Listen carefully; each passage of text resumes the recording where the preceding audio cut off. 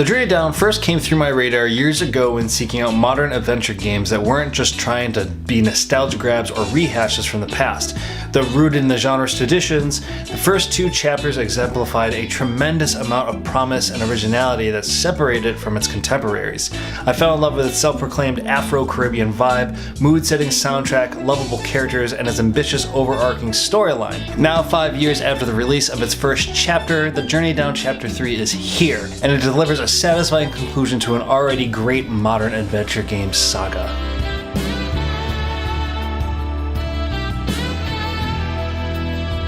Picking up immediately after where Chapter 2 left off, Buena, Quito, and Lena continue their journey in search for a journal that contains secrets and research for an ancient culture that could be the key to a great and mysterious power. In their search, they come across an abandoned mining facility that contains a secret plan for the big bad corporate St. Armando Power Company. They're going to drain its crystal energy and send it up to St. Armando. It will completely annihilate all life down here in the Underland. Buena and Quito split up from Lena while she continues to uncover mysteries in the underworld. They head back up to the overworld to find Professor Moorhead, a vital character from the first chapter. Buena joins sides with an underground resistance and band, the Resistance Rockers, and a news reporter tired of delivering propaganda and eager for the real scoop to expose the St. Armando Power Company's dirty secret. Consistent from the previous 2 chapters, writer and artist Theodore Warren displays his ability to write a compelling story that features characters you'll love and remember, like Wazi, the leader of the Resistance Rockers. Hey, wait a minute! Buena, Quito, is that you? To Rose. Well, hello, handsome. Hi, lady. Lady? Well, aren't you a true gentleman? Not to mention Buena, our star, and oftentimes bumbling goofball, who is incidentally turned into our hero. This chapter, however, is the first time we get to take control of Lena, which was a refreshing change of pace from the other games. A welcoming return from the previous chapters is its incredible soundtrack. From perfectly encapsulating a Lethal Weapon-esque vibe in the overworld,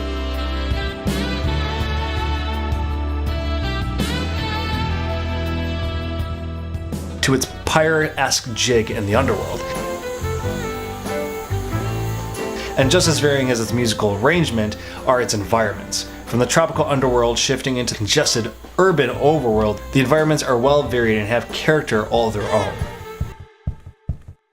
But in contrast, the underworld lacks the finer, more realized detail of its counterpart, particularly with this character model which looks completely 2D and illustrated when compared with the 3D models of the other characters.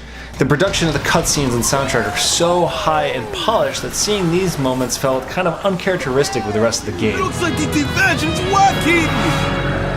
One thing seems to be apparent in contrast to its previous chapters, and that is the emphasis on story over puzzles. Though the story has played an integral part in all the previous chapters, the puzzles in those were definitely a little bit more brain-teasing than what we have in Chapter 3. Though they're very thoughtfully designed, I never found myself completely stumped. Thankfully, the puzzles make coherent sense and never fall under the try every item in inventory until something works trope, excluding one puzzle that involves a sticker from a piece of fruit. Due to the ease of the puzzles, this may make for a quick playthrough for some. The only times I found myself stuck was because I had missed picking up a vital item somewhere else. Of course, all adventure games vary in length depending on the player's ability to solve the puzzles, but if you're a veteran adventure gamer, you might blast through this one pretty quick.